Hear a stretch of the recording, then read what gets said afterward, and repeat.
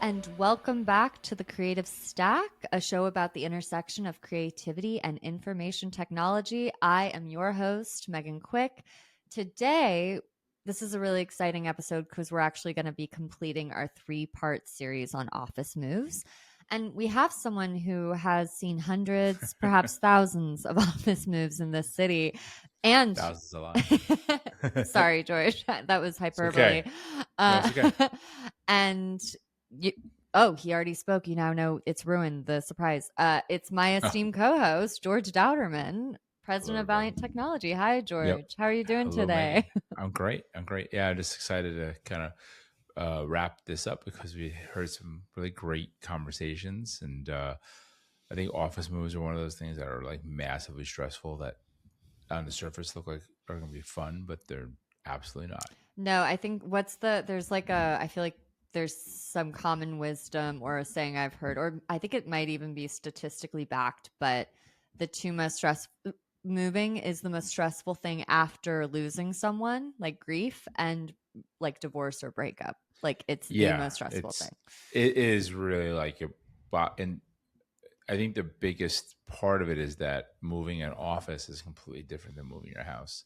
So, maybe you had the experience of moving your home or you moved, college dorms or any of that, but it's a very different um, activity. And it's one that um, the more you can get expert advice, the better the outcome almost usually will be for sure. Yeah, and it's I mean that's sort of what we're going to dive into with this episode. It's like who to talk to, when to talk Hmm. to them because there's so many different I mean, and folks, if you are listening to this episode and you haven't listened, we did an Office Moves Part 1 with Josh Berger. He's great, and then we also did Office Moves Part 2 with Jason Cole. But Hmm. it that just goes to show you like the how many experts and perspectives you should probably invite in as you're approaching this very big project. And we haven't even we didn't even scratch the surface really. It was Josh obviously doing real estate Yeah. and Jason sort of AV and wiring, low voltage wiring. And we haven't, there's still so many other vendors or partners or people involved in it that, from a real estate attorney through Mm-hmm. furniture designer. Mm-hmm. So there's so many places that are complicated. The pricing is probably different than you assume it's going to be. Yeah, and usually The not in the direction you want. usually cheaper is not the usually the word I'd say. Lower cost is not it. So Yeah. yeah, for sure, for sure. And I think the biggest surprise that people should have always, is that we're not surprised or should plan for the unknown is that there are going to be significant costs that you never thought about, like um, got paid overage on the elevator operator. You Mm-hmm. have to basically work on a Saturday, or you can't have the furniture delivered during working hours because it makes too much noise in the building. So that, or delivery is going to be on the curb. And, the danger is always that the more you do yourself, the less expertise you have in knowing what to do when it does go wrong. So it gets really tricky really fast. So No, thank you for saying that because I do think the surprise element, it's like you do have to kind of prepare to I don't want to say prepare to be unprepared, but like prepare to be surprised, like kind of have that right. mindset going in and try to assemble a team of folks who are solution oriented when it comes to problem solving and who are going to figure things out. So George, I'm again sorry, you were not witness to 1,000 office moves. You were probably In the hundreds though, for sure. okay. If you say that, then I didn't say it. Yeah, 100%. But so as someone who's kind of been able to watch, participate in that many office moves, do you have a story, no names, but of a time when it did go off the rails? And do you remember like how you found a solution to the problem? So it's interesting in that it's what we would consider a disaster may not be the disaster that the client considered, or vice versa. I can think of one customer move we did where we had an emergency meeting about the fact that they couldn't install the locking mechanism in the building because it wasn't compatible with or wasn't able to be interfaced with the fire safety system. So they had to hire a guard for like a week and a half on extra costs they didn't know about. So that's more common than you would think, because you can't have like electronic locks or magnetic locks that are not tied into fire safety, because if the fire in the building, the doors have to open up and release. I'm not an expert in locksmithing, but this is one of the things that was like a huge sort of barrier or issue for the customer, because they had it was a pretty large move. They were consolidating 3 offices into one. There was tens, if not hundreds of thousands of dollars of IT equipment, plus they were apparel companies, so samples and just stuff everywhere.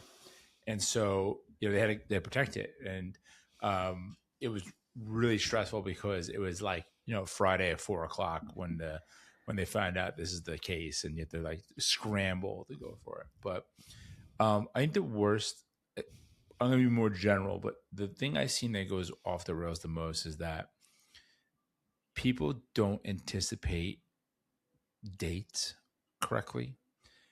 Like, hey, this is going to happen over Christmas. One of the things I always try really hard to, unless you're willing to spend a lot of money, this is sort of the, most problems can be solved with money. Mm-hmm. But if you're trying to be economize, you don't want to move your office during like a holiday period, because it's just hard to get people to do work. It's just more difficult to get the building people on board. It's more so that you really are at the mercy of other people, and that's the biggest. I guess maybe that's the biggest off the rails part, is that you're on the mercy of the furniture dealer. You're on the mercy of the mover. You're on the mercy of the everyone. Yeah. Because you're trying to get your stuff, and people are working. Now, it's a lot better now than it was in the past, because people are used to working more remotely, and there's a lot more systems in place for remote work that weren't there in the past. So it's better, but it's not perfect by any stretch of imagination. Mm-hmm. Okay, the point about the locks and the fire system, that I feel like if anyone's listening to this episode, they've already learned something. 100%. You've already possibly saved a company a huge headache / money. Yeah, 100%. I mean, this is the sort of stuff where you really need to like. I always recommend in this case, unless if you've done enough of these moves, there's a lot of folks out there that can help you project manage these. Yeah. And one of the best moves we ever did was with one of our law firm customer, and they hired a professional project manager that all they do is office relocations. And whatever money they spent on this gentleman was probably well worth it, because it was like a precise operation. They like shut the office down a certain date. The movers, us, every vendor, every partner, everyone involved, subs. The gentleman really kept everyone moving forward, and was very calm. It was a very calm move, considering that most moves are just frantic. It feels like you're tearing the office apart, which you are. You're trying to get everything done in a day, and this was like we knew what we had to do, exactly how to do it, and that was really powerful. I love that, because it's also, I mean, I think, not to relate it a little bit to managed service provider and that work, but I think like people can't always conceive of the fact that IT is a full-time job until they try to deal with it themselves. And Right. You even talking about them having a project manager who was the coordinator for everything, who had a lot of experience in this. And it's just like, oh, wait, it's sort of like an event planning. You think you can plan an event, then you try. 100%. And you're like, or a wedding, or yeah, there's a reason why people get paid to do things. Yeah. Yeah. And and you're one of the most powerful things you can do is leverage other people's experience and knowledge to get the outcome you're looking for. And obviously not everyone has enough funds for that, but there's a lot of resources out in the world that will help you get ready for it. And I think the other piece of it that I was doing was lean on the people you already work with, who may have done this already or been through it themselves, because there's always going to be some nugget that could be very helpful. Actually, and I feel like you've jumped ahead a little, like to a question I wanted to ask. So I want to, if you don't mind, I'll ask it. No, go But for it. I guess what who on an internal team, when it's like your company's going to do an office move, I've never done one before, who on my team do I need to loop into this? Who do I maybe need to loop out of it? Like who, like in your Sure. experience, like who's the So, trusted so folks? Yeah. the natural person to do the move is like a COO slash operations manager type Mm-hmm. person who's used to getting things done, Mm-hmm. who's used to dealing with multiple internal and outside partners and vendors, stakeholders. Um, they have the authority to spend money as needed. They have the authority to make decisions when decisions need to get made, because that's the other piece of it, is decision making. 1,000 decisions, each move can get really complicated, or and it really depends on what you're doing. Like, are you moving 5 people from one co-working space to another? Mm-hmm. Are you building out a 100,000 square foot facility? They're different. And generally we work with small medium businesses. Let's say a 40-person company building a net new space. It's a pretty big undertaking, and it's in the millions of dollars by the time you're done. The total spend of like the space, the legal, the design, all the pieces that go into it, technology. And so the best person is someone that has a level of experience and authority, even if it's not in moves, but into getting things done. Um, I'd say the thing I'd rather say instead of the person who you should do it is the person you shouldn't have do it. Sometimes the negative is a better way to approach a problem. So the unfortunate person I've seen get assigned this job is, an executive assistant, a net new employee, younger, never did this before, never worked with outside vendors, never, and they're being asked, and all they're doing is sort of playing telephone, relaying messages between the leadership and the vendors, because the leadership feels like sort of a low value activity, which on one level, if you're in like a revenue generating role or leadership role, maybe worrying about, locks are not your best use of your time. That being said, the person who's doing that has to have the authority to be like, okay, we're gonna go with this, or we can spend up to this amount of money without having to ask, or just have done and know a lot of this stuff, because I see it all the time where inexperienced person's doing it and it just ends up being really stressful for them, and the company doesn't get the outcome they're looking for. You're giving me flashbacks to when I first moved to New York. I worked as a production coordinator for a theater show, which has a lot in common with an office move, I would say. Mm-hmm. And Oh yeah. they treated it like it was a low level position. They hired me and with little experience, and then you're like, you want to do well. And I think what you just said, authority. I think it's not just that they have authority internally, but it's like they feel comfortable, because Mm-hmm. the office move is going to be about like, I have to decide on dates. I have to tell people when and where things are happening. Right. I have to be the advocate and the like face of our company to all these different people. That's experiential, unless you're a very confident young person, and some young people are.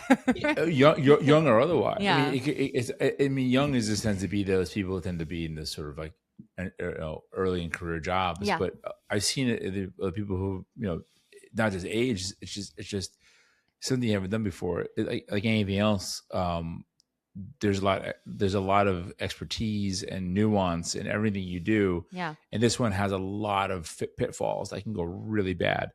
It could be even go down to the fact that, like, I'll give you an easy one that we see that kind of ties into something that Jason's about. Like, I see a lot of folks be like, the building will build out and install the low voltage wiring. All you need to do is bring in your own guy to do the terminations. Now, that's not something anyone really wants to do, because terminating it, while not particularly complicated, you're relying on the other person to have run the cable correctly. And if there's a break in the wall, or there's something wrong with the way it's been run, who fixes it? You want clarity. I think maybe that's really what it comes down to. You want to clarify who owns what in what part of the operation, and you want to work with people who've done it before. That's the other piece of it. Is like they've had experience in doing this before. They can tell you where they found it go wrong and what they've done to overcome it and how to avoid it. Speaking of things, how to avoid things. Now I feel like with office moves, I feel like what a CEO of a small to medium sized business would see is like, oh no, there's so much potential downtime. There's so much Right. potential already, like what we've discussed, things that could go wrong that take my team offline or make them not work at the capacity they should be Right. working at. And I think you've already mentioned a lot of things that would save that downtime. I mean, even going back to hiring someone who specializes in the project coordination, it sounds like that company ended up saving a lot of money on I think unexpected cost. Yeah. they did. I mean, they kind of got jammed up on finishes, unfortunately. Like, which is one of those. And for people who don't know, finishes are like the actual like paint and Hmm. trim work, and it could be even down to like decor to some degree. And it's one of those parts you can spend functionally infinite money on. I've gone to many a construction or planning meeting for new business, a new construction, and yeah, I've seen people have like these like drag out brawls over like the paint color for a door wood stain, and Mm. you know it, from my perspective as someone who does like the technology, I'm always like, I don't really get it. Whereas other people who design, that's a big deal. And so each person will have their own little area of responsibility, and then you can't even underestimate some of the things that you may not have ever dealt with, or what happens after you deal with it. Like, do you know so if they're doing a brand new build out for you, who's going to maintain the air conditioning unit? Who's going to clean the office? Who's going to actually, even earlier than that, who's going to help you get the office cleaned up before your team moves in? Generally speaking, the contractors don't do that. They leave it what's called broom swept, Hmm. which is sort of like a nebulous term of dubious cleanliness. There's still construction dust, and do you hire someone to come in and do a full top to bottom clean for you? Do you attempt to do that yourself? So there's like 100 places that could really go wrong, and not to harp on it, but really talk to people who've done it before. That's the really most important thing. No, I love that. And I love coming back to that. And it's just like people who've done it before. And I think you said the word clarity before too, of just Yeah. like things will come up. It's about, and this is actually true, I feel like in a lot of IT in general, especially when we have to react to something that's happened. But it's just like be clear and communicate as effectively as possible to overcome the things that Right. do come up. Because the sooner you can communicate about it or have clarity on a situation, the sooner you can resolve it. Right. Right. Yeah. Well, deeper than that, even not to get to the metaphysics or I honestly, I want to philosophical oh my God, philosoph- philosophize. philosophize. Oh my gosh, that's an old hang up for me. I struggle with that one too. Um, I think one area that's really critical, maybe this goes into like a management mindset sort of thing, but you really just want to clarify the outcome you're looking for, a result you want the folks to do. Um, it's really tempting to micromanage people while they're doing this project and a project this scale and this cost, and the impact it'll have if it goes wrong. But you really need to have the right people and trust them to do the job correctly. And really, the other piece I think that I found worked really well is, if you start walking through the entire project together as a team, and so they can understand what's going to happen. Like, hey, on the week before the move, we're going to make sure everyone's laptops are ready and working so they can work remotely. Then we're going to test out all the systems to make sure that we're going to make sure all the backups are in good order. Then and that's from an IT perspective. But like, if you take each system or impacted um, area of the operation, you start making some contingencies and thinking and working through them. you'll find that you'll identify problems before you, and this gets into like a sort of project slash, accomplish things mindset thing. But um, the more you can pre-flight the move and almost visualize it, and maybe even put it on a whiteboard, who's going to do what, and then assign a person to own that thing and have them do it. Nebulous responsibility will kill you here, like in most things, but here in particular, because the time, the time, the time crunch gets really real. If the movers show up to move the desks, but no one's broken their computer down, unless if you paid for them to do that, they're just going to stand there and look at you until you do it, because that wasn't part of their remit.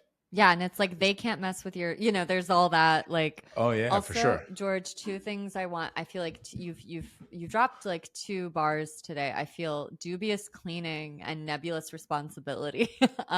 Yeah. I feel like those are, first of all, in office moves in general, but also I feel nebulous responsibility is such an incredible concept. And just like, you don't want that moment where the team, your team, the mover team, whatever, everyone's looking wide-eyed at each other. That's the worst feeling. There's like that moment of, it's like, go. I thought you were going to do that.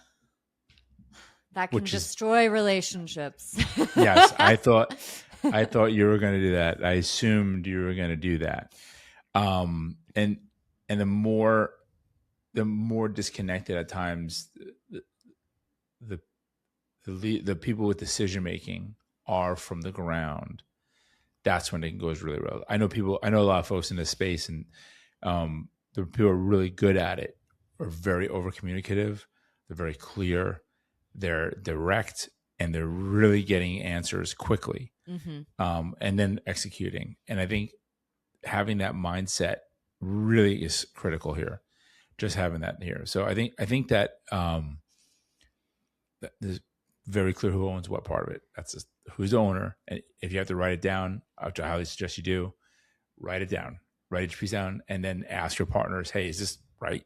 Is this the right person to do this, or is this, or from my team, or do I need an outside person? Do I need whatever that may look like?" And not to go back to something that both Josh and Jason said, the earlier you start this, usually the better the outcome.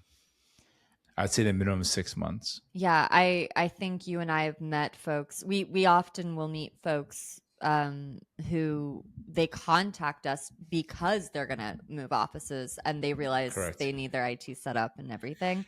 And 100%. We've had the people who they're like 2 weeks from now, and we're like, uh-oh. And then we've had the people who say a year from now, and we like throw them a parade because we're so happy. It's actually one of our key in our QBR process is to ask like, hey, this office, when's your lease up? Mm-hmm. When are you, just what's your plans for this office or location? It's a huge part of what we do. And while it looks like it's fairly straightforward, we all know it's not. It's a complex thing. A lot of moving parts. From our perspective, we have to coordinate a lot of things to make sure that the move goes off flawlessly. Really, is what we're trying to do. Yeah. And and also you got to define success. Maybe that's actually let's go really to the end versus the beginning. What's a successful move? It's the move when people come in on that Monday or Tuesday, whatever day you designate, and they are excited to be in a new, fresh space, and they just start moving in and they start setting up, and there's like a high energy, and they're checking out the new kitchen, and they're commenting about the bathrooms, hopefully positively, and the conference rooms, and they just get started. And you can tell when it's going well because people are setting up their desks and they're getting on calls and they're communicating and they're kind of making a home. And where it goes bad is when people are struggling to even find where they're sitting. I really love that insight, or just that broad overview, because I think what you're describing is the difference between the difference between a move being a really positive thing for a company, right, or a big drain on a company. And right. It's such a big change. It has the power to be either. This reminds me of our conversation around onboarding and what is a move but a sort of massive monstrous Yeah, onboard. We don't it's have a to it's get to. it's a reset. It's a giant reset Yeah. in companies. Unfortunately, this is I'll give you the IT once again, not to bring it from my own IT guy perspective, but IT That's why we're person. here. I want to hear it. Yeah. Yeah, people tend to wait to do things. They say, "Well, we're moving in 6 months. We're moving in 3 months. We're moving in 3 years. Whatever it is." We're going to wait to do an improvement to make a change. And that's really a mistake in many ways because you really want the benefit of the thing that's working properly as soon as possible. I've if I had a nickel for every time someone wasn't able to say, well, we're going to hold off on the network upgrade until we move, but the network has some significant flaws in its design or it's outdated, and the employees are limping along, not working properly. Usually it's on Wi-Fi, almost always, and it really impacts the team's ability to do work. Our favorite thing is when people are like, "Hey, we just want this to work," and and I get a question quite often in new business to like, "Well, if we make this investment in a network, can we move it?" And it's almost certainly always yes, unless if it's over like 5 years old. At that point, that you're sort of at the edge of like when you're like, it's not really worth moving. But so does, yeah. I mean, at the end of the day, you really want it to be very clearly understood um, why you don't want to hold off on making improvements for moves.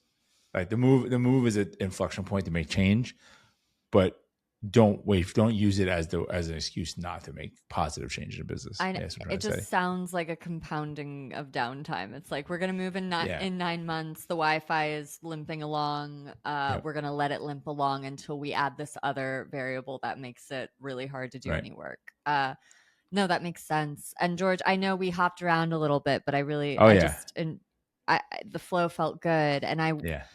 I guess we could end on let's end on like I guess if you have seen a successful move, like you talked about the project manager, so actually you might have already answered that. But just to sort of recap, like what are the 3 things, maybe even 5 things a company maybe even 5 a company can do as they are getting ready for an office move or considering it? So if you're considering a move, the first thing you should do is talk to professional people in that space. Right. Obviously, you don't want people hounding you and being irritating about like, hey, when you're doing this, when you're doing this, but people you trust and know. I'd say for a good sized move, over 30, 40 people, let's say even less, just because of the complexity of here in New York or Northeast, I'd say a year to 9 months. You should really sort of know that you're going to do this. From there, I'd be very, very, I would appoint someone to be responsible for the move and someone with authority and the to be accountable and have the authority to be accountable to the leadership and to the staff to make sure it gets done correctly. From there, I would start working with I would make a list of all my vendors. I would start getting all that clarity. The other thing I'd say, and this sort of popped in my head right here, is have a backup for the person who's accountable in case they're not available. Because I've seen that where so-and-so goes out on sick leave or something happens or, there's a delay. So now it intersects with some kind of vacation or something. We don't know. And you really want to have multiple, you don't have one person accountable and you want to spare just in the backup. And maybe that's part of your rhythm of your leadership meetings or your management meetings to be like, hey, this is the status of the move. This is it. And make it operationalized. Don't treat it like an afterthought. So maybe that's the most important thing is this is not an afterthought. This is a massive expense to your company. It's super disruptive. And if it goes well, it'll have a really big impact. If it goes bad, it'll have a really big impact. Yeah. And you can decide which way that impact. You choose your own adventure on this one. Plus or negative. Yeah, 100%. 100%. That's, I mean, I think that feels like a very good place to stop. But George, is there any last thing you wanted to say about office moves in general? I think you've said so many good things this episode. Um, I think just pick your person, uh, do it early, and over communicate, and really try to do contingencies. They have that kind of like think that systems thinking of contingencies. You'll thank yourself later. All right, that's great. Thank you so much. And then, audience, if you want to hear Office Moves Part 1 and 2, you can also find that on Valiant's podcast page. The link will be attached. But thank you again, George, as always, for chatting with me. Thank And you. thank you all for joining us. And we will see you next time on The Creative Stack.